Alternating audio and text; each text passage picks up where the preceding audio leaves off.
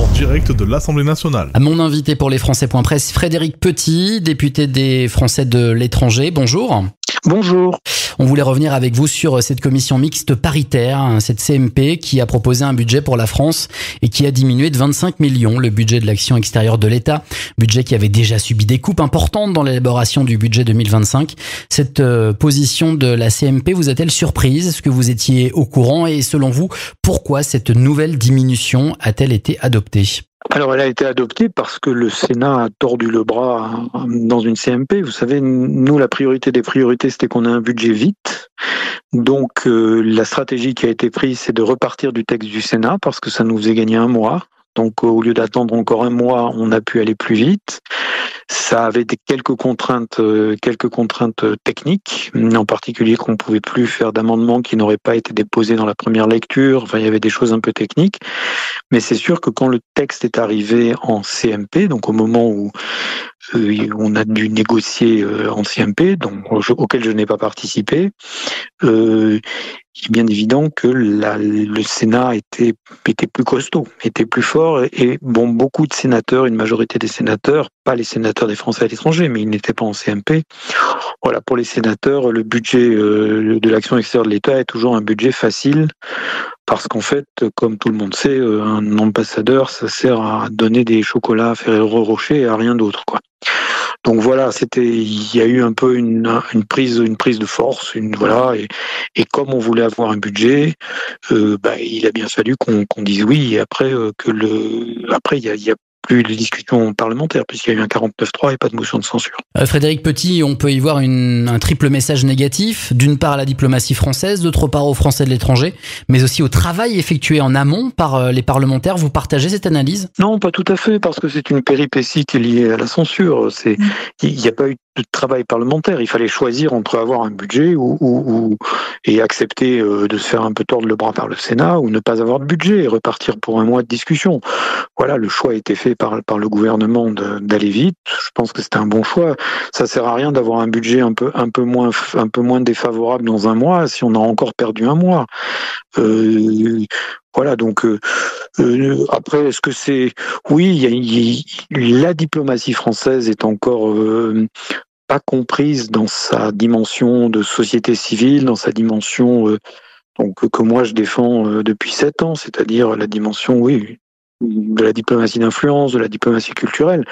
Donc voilà, il faut encore se battre. Je rappelle quand même que malgré toutes ces coupes, on est encore très très très très supérieur à ce qu'étaient ces financements quand on est arrivé.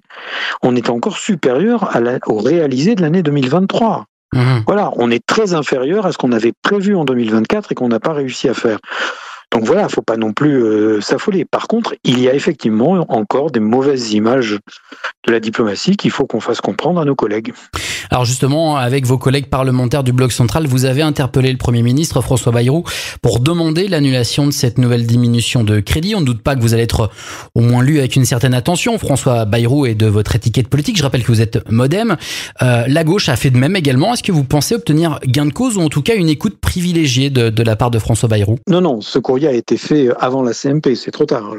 Maintenant, le dispositif enclenché fait que nous avons un budget, donc on peut plus le changer. Par contre, ce qui va se passer et qui est très intéressant, c'est que François Bayrou s'est engagé, et également M. Lombard, et également en collectif, et puis directement, nous allons démarrer le budget 2026 immédiatement, pour travailler non pas sur les chiffres tout de suite, mais travailler sur l'organisation. Comme je le dis, moi, depuis 2017, nous avons des problèmes de doublons, d'argent qui est pas organisé de manière très efficace, et donc ce qu'a décidé François Bayrou, il a été soutenu par Éric Lombard, c'est de dire concentrons-nous immédiatement, démarrons le budget 2026 par un travail sur qu'est-ce qu'on veut faire, comment on le fait. Et donc pas de proposition de loi de budgétaire rectificative pour 2025, c'est exclu? Je n'en sais rien, ça me semblerait pas dans la ligne de ce que moi je pense nécessaire. Je pense qu'il est nécessaire de se poser des questions avant de découvrir le budget en chiffres. Il faut se poser des questions d'organisation. C'est pas normal, par exemple, que par exemple dans la diplomatie, vous mettez pas France 24 aujourd'hui. Voilà. Et ben pourtant, France 24, s'il y a un outil qui fait de la diplomatie d'influence, c'est France 24.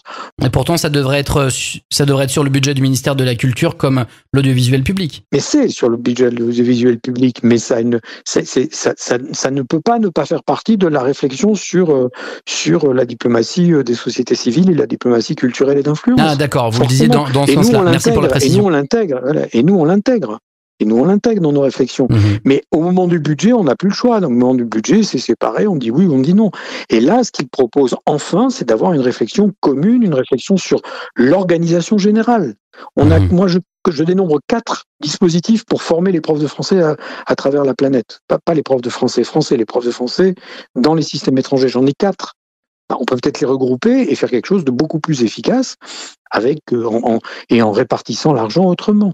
Et ça, apparemment, on va enfin avoir 4 mois devant nous pour le faire de façon approfondie avec le Parlement. Frédéric Petit, qu'est-ce qui risque d'être touché dans le quotidien des expatriés avec ces diminutions de budget ?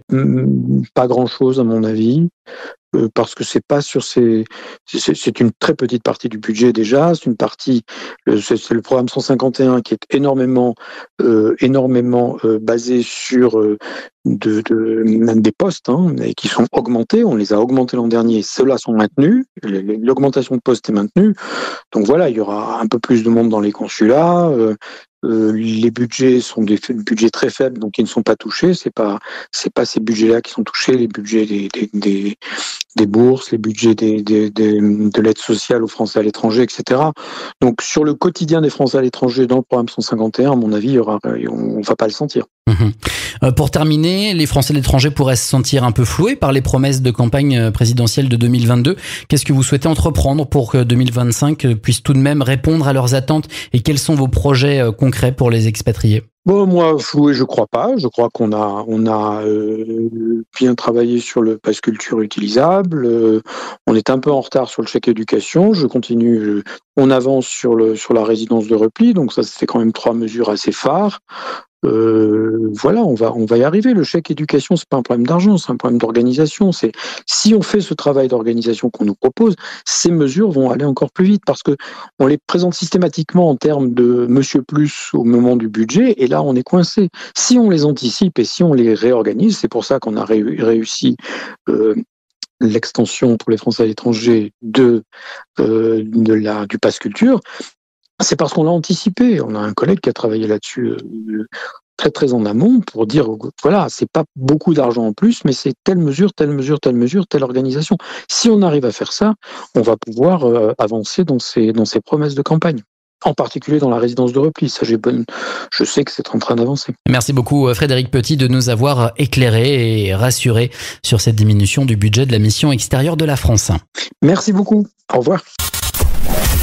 En direct de l'Assemblée nationale.